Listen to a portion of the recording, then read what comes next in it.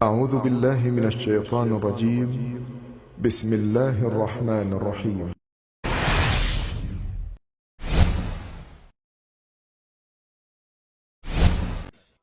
اللہ تعالیٰ فرماتے ہیں کہ جب نوح علیہ السلام نے ہمیں مدد کے لیے پکارا تو پھر ہم نے اس کی مدد کی اور اسے ایک بڑی کشتی بنانے کی وحی کی، لیکن نوح علیہ السلام نہیں جانتے تھے کہ وہ اتنی بڑی کشتی کیسے بنائے، اور نہ ہی وہ بڑھئی تھے کہ اس کام سے واقف ہوتے۔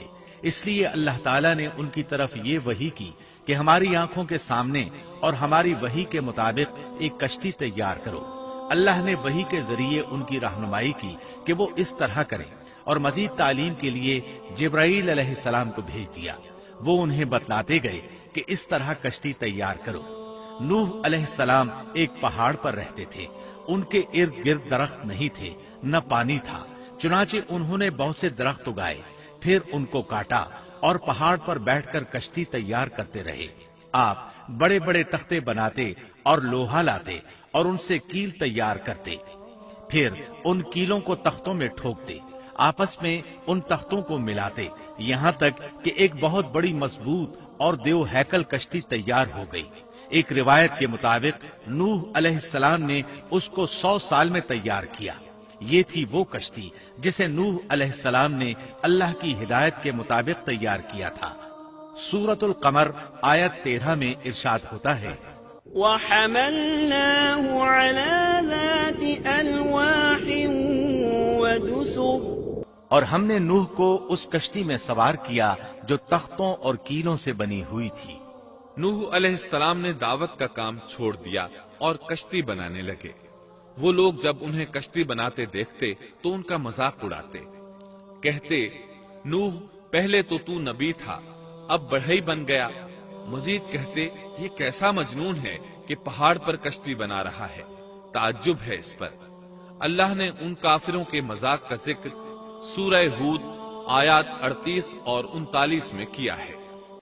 وَيَصْنَعُ الْفُلْكَ وَكُلَّمَا مَرَّ عَلَيْهِ مَلَأٌ مِّن قَوْمِهِ سَخِرُوا مِنْهُ قَالَ إِن تَسْخَرُوا مِنَّا فَإِنَّا نَسْخَرُ مِنكُمْ كَمَا تَسْخَرُونَ فَسَوْفَ تَعْلَمُونَ مَن يَأْتِيهِ عَذَابٌ يُخْزِيهِ وَيَحِلُّ عَلَيْهِ عَذَابٌ مُقِيمٌ۔